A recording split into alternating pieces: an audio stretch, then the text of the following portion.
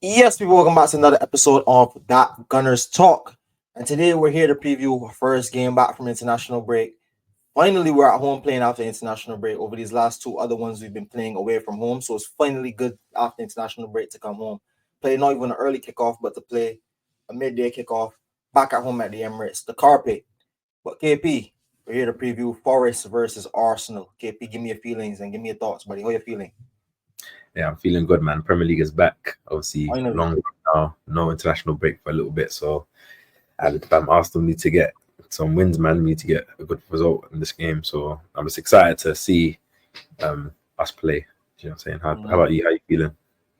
Same way, bro. I don't watch international football other than the US men's national team. Those that are watching from Gunner Street, like the United States men's national team. And to be honest, we got a good 2 wins over Jamaica. We bopped them in the second leg. Jamaica are not ready. As half Jamaican, I kind of have a little bit sympathy, but at the same time, I know a lot of Jamaicans are like to talk enough, so hold that. But going into Arsenal, talking much bigger things. But we have a few players coming back. Calafiori back in the squad. That's massive news. Ben White out for at least a minimum 8 weeks, potentially even longer, to the start of 2025. You have your Timber coming back. You see Trossard. We hear good news about that injury. Same thing with Saka and Rice. Before we even touch on the lineups, KP, which one of those players notably are you most excited for and dying to see in the starting lineup? I would say Calafiori.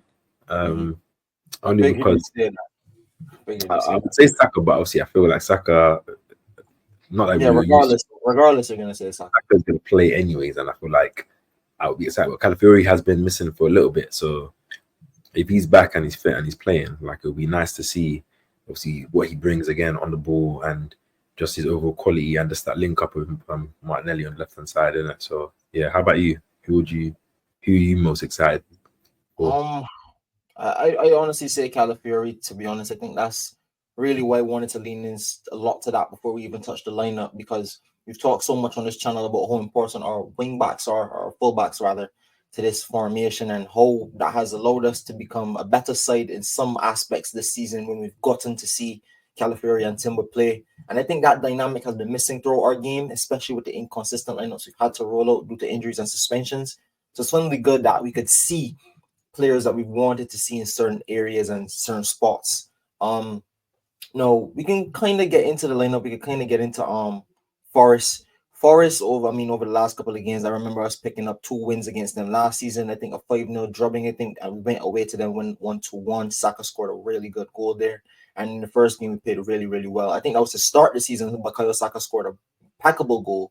So, I mean, Forest is in good form. They have Callum Hudson-Odoi, they have Alanga, they have Chris Wood, who's scoring goals, 8 Premier League goals so far to start the season. Forest is a really decent team to playing good enough football. What are your thoughts about going into this side, going up against this Forest team, who they've gotten a result against Liverpool, who was title challengers? So, are you a bit cautious coming into this game, KP, seeing the battle run of form around? I think I think I have to, even if I'm confident that Arsenal can get a result, I think the team aren't going to be as confident as they should, coming off the back of some bad form, international break, players coming back. It's always going to be that first game back is never going to be, the most cleanest of games. And Forest, I think they haven't lost a game away this season in the Premier League. Yes. And a Nuno team is always going to be difficult to play against because, he sets his team up well. They got, good players on the counter, as you said, Callum Hudson-Odoi, Gibbs White, Elanga. Obviously, Chris Wood is a handful. But I think the main thing I want to see from Arsenal is just handling their business, in it. Like everyone, if Mikel does play the lineup that let's just say we predict or what we want, and like we're at home, obviously it might be a cold day in London, but it should be a day where like we should express ourselves, we should try and play. It might not be the cleanest and the most fluid and the most like consistent for the 90 minutes, but I think what we want to see is us winning, and us winning where we're actually trying to score goals, put pressure on the opposition, and like give the crowd something to cheer about. That's ultimately what I want to see in this game. Like I think you mentioned it before, like just rebirthing that belief, that fight, that hunger, that passion in the fans where, they're seeing good football, they're seeing some entertaining stuff, they're seeing some passages of play, they're seeing some intent, whether that's through the press, whether that's through the urgency and the passing, in terms of speed of pass, or cutting through the lines. I think that bodes well. And yeah, despite Forest being a good team, I think we should have enough, especially with the players that are available for us, to handle our business at home. Mm-hmm. So, I mean, I want to ask, because like I said, we have talked about players potentially coming back. I mean, we assume Bukayo Saka and Declan Rice will play this game, but let's just say we don't go into this game with either. But just to say, no Bukayo Saka in this game, is it still? I mean, for me, Arsenal have to win this game regardless of the circumstances. For you, is that the case for this game as well? I think, yeah, like even if Saka's not playing or Rice isn't playing, like whoever, like I think at home with the international break where you kind of have a break in between, that little run of form to kind of reset. I'm not saying this is definitively going to win, but I think even if it's a Jesus that comes in for Saka, or Marino that comes in for Rice, or whatever it may be, I think we should have enough quality to handle Forest at home. So I don't know. How about you? I mean, I agree. A lot of fans in the fan base were really adamant that if we lost against Chelsea, then the title was over. A lot of people saying if we failed to pick up points, even though we didn't win against Chelsea, we drew. But again, here, a lot of fans are still saying in the fan base that dropping points again means, especially when you have Liverpool to play City soon, or maybe not this game week, maybe the next game week. You want to at least you want to get an advantage. You want to start putting a run together. And I know you talked on the last part about 7 wins, and you want to see 7 Premier League games, 7 Premier League wins. And to be honest, KP, can't blame you. But for me, I would like to see not only a win, but a performance. I think that's what I've been craving for Arsenal for a while. Put on the style, like you said, score some goals, get the crowd believing again. And like I said, a 2-0 win where, I mean, it's comfortable, does the job, but a nervy 1-0 win where they had a lot of chances, we missed a lot of chances. Knowing how the Emirates could get, it can be a tense ground potentially if things don't go our way to start. So the boys need to come out and take care of their business, I hope. At the same time, I think everyone has to kind of like measure it, like in terms of ultimately a win is a win, isn't it? Like we haven't got a win since October. That's the main thing. Obviously, don't get me wrong, I want to see the performance. But for example, first game after the international break, unsure of what players are going to be in the lineup, and even if they are, we don't know if they're 100% fit. And obviously, Forest are a good team as well. Like it's going to be difficult for Arsenal to be in that the rhythm that we want them to. I think the main thing I want is just intent. Like for example, if they're trying to cross the ball or play those slide through passes or shoot from long range, or and if things are not coming off, but we're winning, cool. But if we're like that comes with the performance, I agree, because some would argue that intent is what we haven't been showing in the last couple of games in terms of playing the risky pass, taking initiative in the final third. A lot of fans were commenting on one of the last videos I did talking about Declan Rice and Thomas Partey in terms of about how eccentric that allows us to play out of the back in terms of having Partey at the base of midfield. And I've been kind of conflicted with that over, like, I guess the last couple of days, because I do think Partey has been playing the best behind Bukayo Saka this season. For me, he's our second best player this season. That's just me. But again, I think Declan Rice still has a lot to give this team. It definitely isn't in the number 8 position. So, I mean, listen, if we could fix the profile of players we have in that midfield, I think the intent should be bare minimum, and that would come along with having a good performance, I think. Yeah, that's what I said, man. So, like, as you said, it's just about the intent from how we play. Like, because Forest are a good team, they're gonna have chances. I don't expect Arsenal to be at that stage like how we was last season, where we're giving teams absolutely nothing. Not yet, anyways. I do expect us and hope we do get there, but as of right now, I just expect us to handle our business, not giving away any errors, no red cards, no silly goals or chances. And when we are on the ball, trying to show that intent. If Forest get the ball and they make their chances, they're a good team, they have good players. You have to kind of try it to the game. Hopefully they don't get good chances, and hopefully they don't get many. But I think it's one of those games where I kind of know what I want, but I'm kind of leveling out what I expect, like international break, players coming back. I just know it's going to be one of those, maybe 25 minutes is still a bit 0-0, maybe just one good chance or something, a bit frustrating.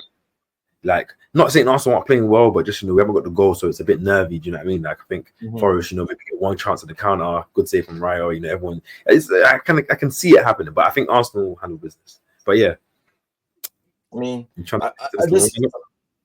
I'm here looking at it. You talked about stopping their players because they do have really good players and form and intent. We haven't had a Premier League clean sheet since Tottenham away.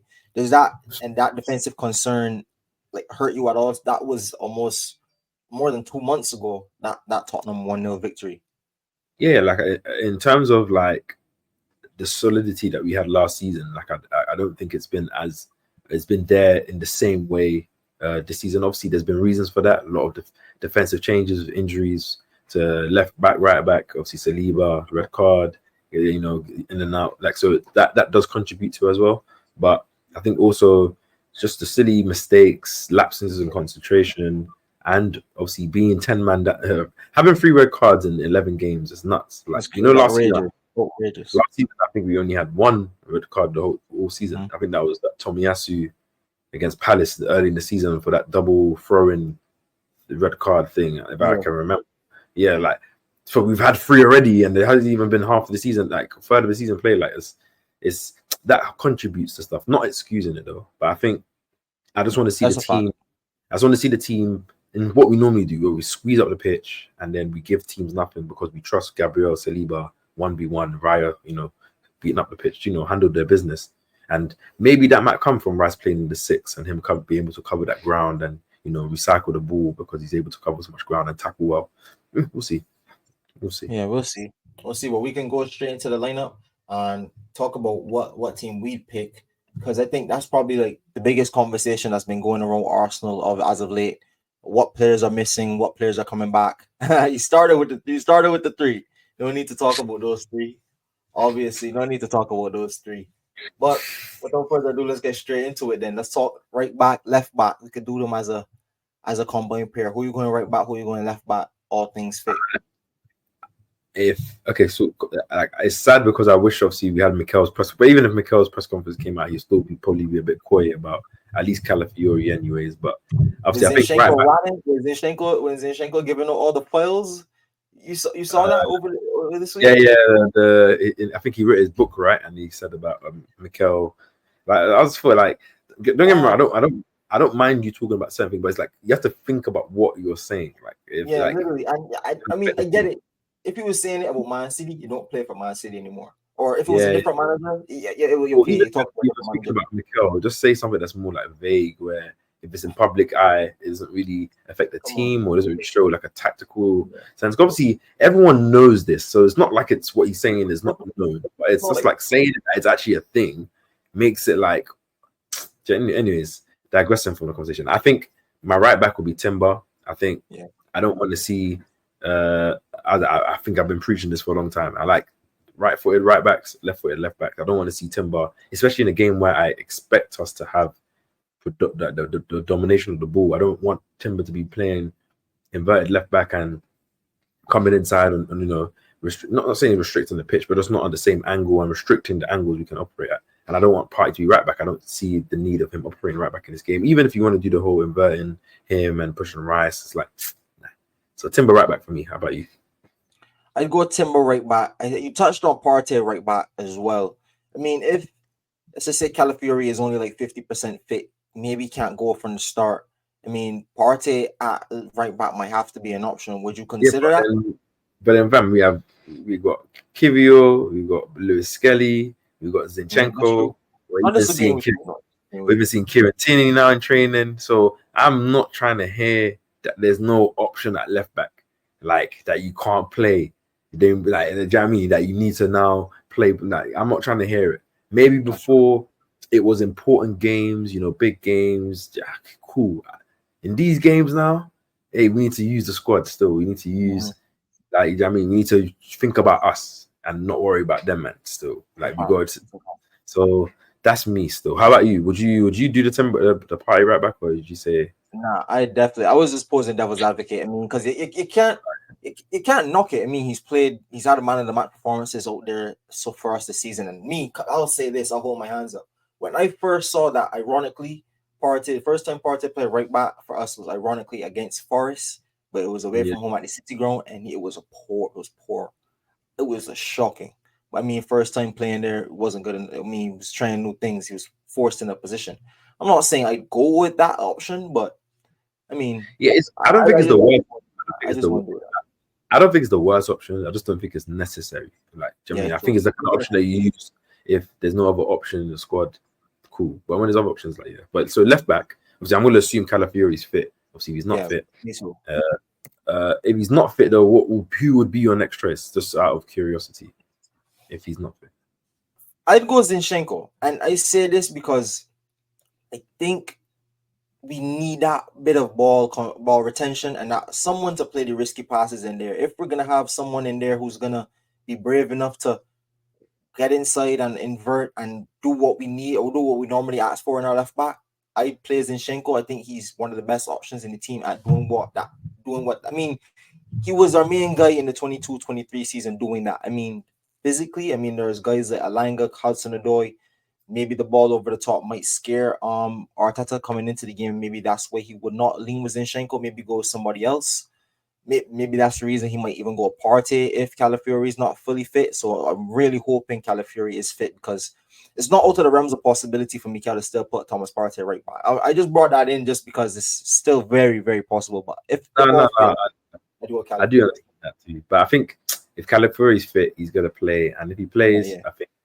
Like we saw the last time Calafiori and Timber played right back, left back, which was obviously against PSG, which was the game we got injured in, which was one of our best performances of the season, and also against Leicester, where I think despite the 2 goals that we conceded, there's another game that I think was one of our best performances of the season in terms of attacking football and just creating chances and just playing the football they want to play.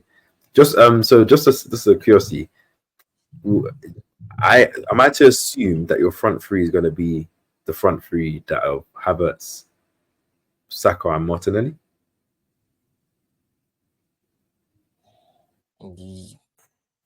Think about the left wing, But so yes, what's your Martinelli? I had an argument for Trossard. But at the same time, I can't. I think Martinelli is the better option. I've been talking so much about the left back and the different profiles to help at least get Martinelli's raw potential back on form and get him back working and hopefully continue to give us that X factor. But I was just posing an argument for Trossard, saying yes, he might not have been in the greatest form, but at the same time, he has had moments. He has scored goals for us, and I wouldn't mind if Trossard came in the squad. But yeah, I'd go Martinelli. Obviously, I wouldn't mind it as well, but I think Martinelli, obviously, being off the back of him getting that goal in against Chelsea. Remember, I think he's got 3 in the last 5 Premier League games, if I'm correct, something like that. Like, despite obviously us being out of form, so I think with him coming back into some small form, I think, and just in general, like, I think in this game, like, I just want him, like, Martinelli's pick. I just think, that's what I'm saying. But I think this is so. The reason I did that is obviously to lead the midfield. I wanted to see it. So we've selected Partey to not play right back. We have a conundrum in the midfield. Just want you to ask you what will be your midfield 3, and I think I already know, but I just want to see for this game. Like, what would you go with? I'd go Rice at the base, if Moreno left, and Odegaard the right side of 8. I talked about it on my channel. I think we're missing something. Maybe it's just winning the ball back in better positions.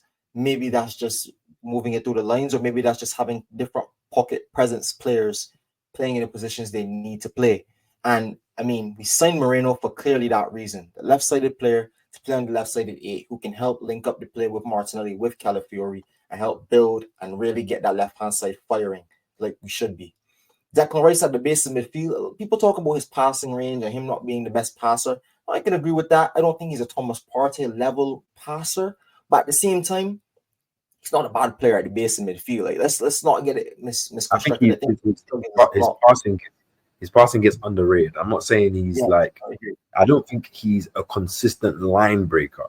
That's the main difference. Like, I think what sometimes you want from that midfielder, that deep line, is that guy that's always going to play those passes that split the defense and give the pass, you know, to the attacking midfielder or the striker in between the lines. Declan Rice doesn't do that. He's more of a safety, more of a keep the ball moving. Less like I don't mind Declan Rice. He doesn't take too long on the ball. He doesn't know one of those players that dwells on the ball for too long. He passes and moves and he tries to keep it. But at the same time, I think he's a good passer, man. But I do also think too it comes down to a bit of initiative from players that play ahead a little bit forward. I think another big thing for me is we're so stale in movement. Like the movement sometimes can be so stale. Like I don't see a lot of players running in behind. I don't see a lot of dynamic showing for the ball. I don't see a lot of interchanging like I used to before. Like I feel we miss not only a rhythm in terms of speed of play, but we also miss some dynamism in terms of just literally moving, creating space. Mikel's made us a bit.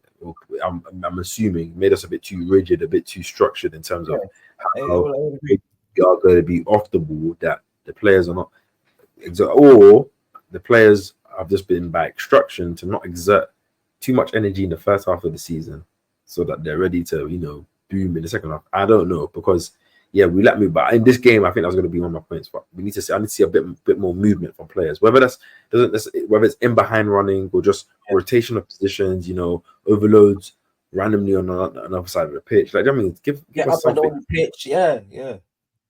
So just out of curiosity, I don't know. I know we're about to close off here.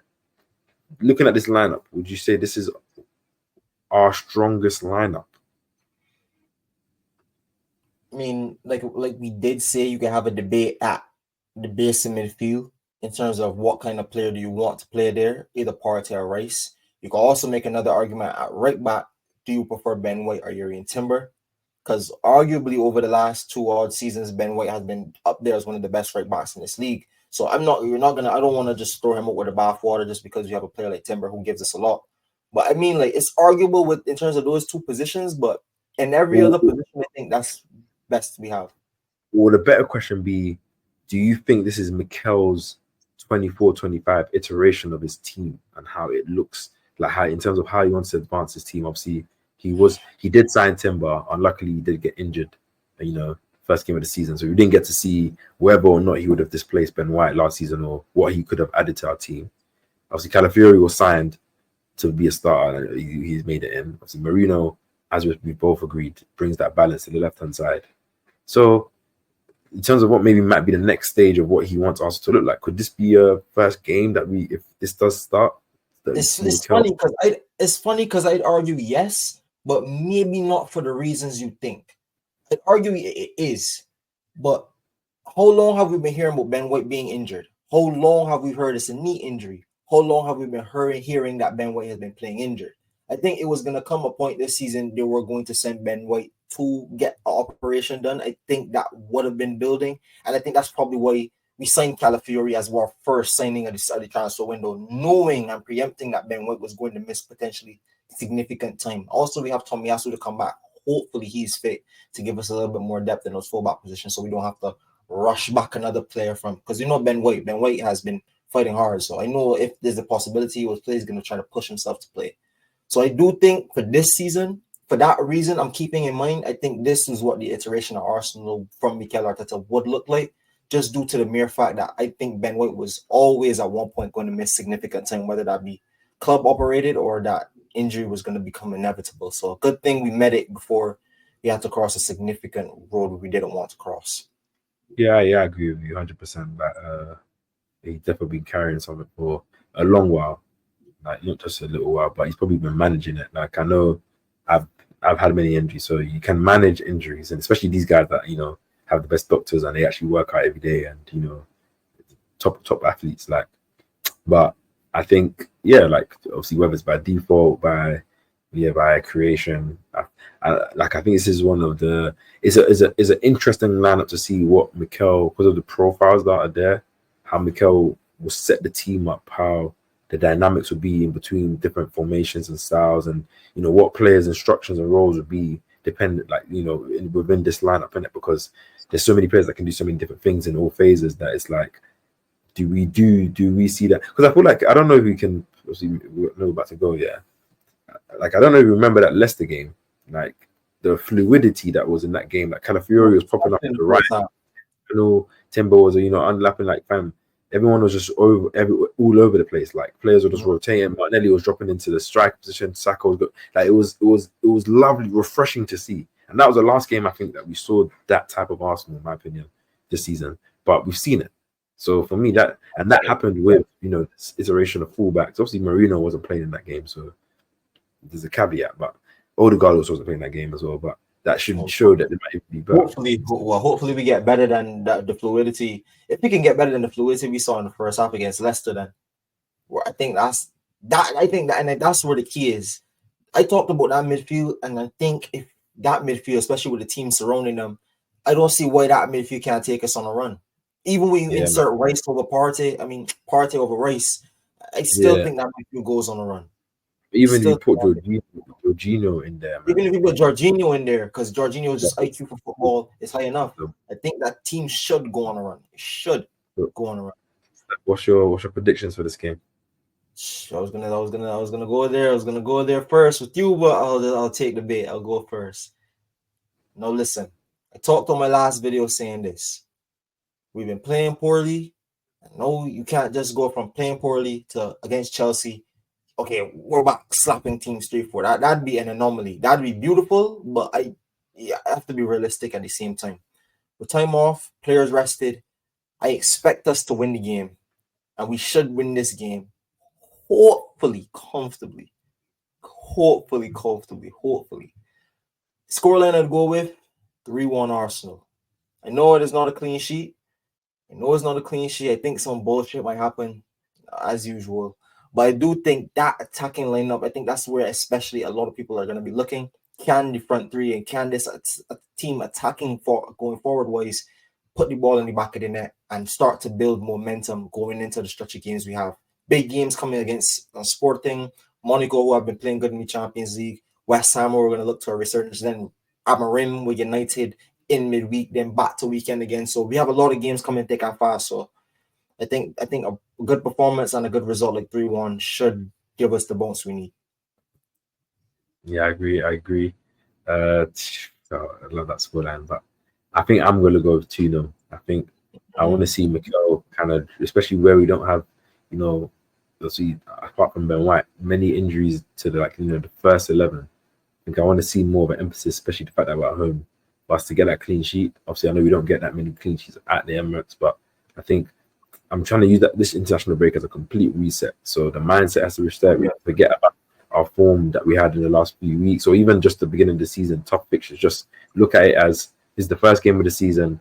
We have 9 points to make, and that's just it, man. So just win the next game. And the way to win is to not concede goals and then play. So 2-0. I think that will be, comfortable enough if it was 2-0 to that, where 2-0 early, not like a 1-0 and then 1-0 at the end. Like maybe a 2-0, second goal early in the second half, and then a lot of chances, good saves, but 2-0. Yeah, performance and scoreline less matters, but performance matters. Let me know in the comment section down below, guys. Let me know your predictions for this game. Let me know your 11 down below. Don't forget to like, comment, and subscribe to not only Gunner Street, but to Cape Has Pausa. He's on the road to 1,000 subscribers. Me, I just seen this video at the time of recording, just reached 1,000 subscribers. So thank you guys for the love and support. Everyone, big up Gunner Street, 1K subscribers, and to many more subscribers to come to the channel. Guys, man, help the channel grow. Let's get to 1,100 subscribers. 1,100 is the next goal. Taking it 100 by 100 till we get to 2K, ladies and gentlemen. So you know it is. Don't forget to like, comment, and subscribe to both of our channels. Leave all your thoughts in the comment section down below. Thank you for all your love and support. And I'll catch you guys in the next one. Come on, you Gunners. Peace.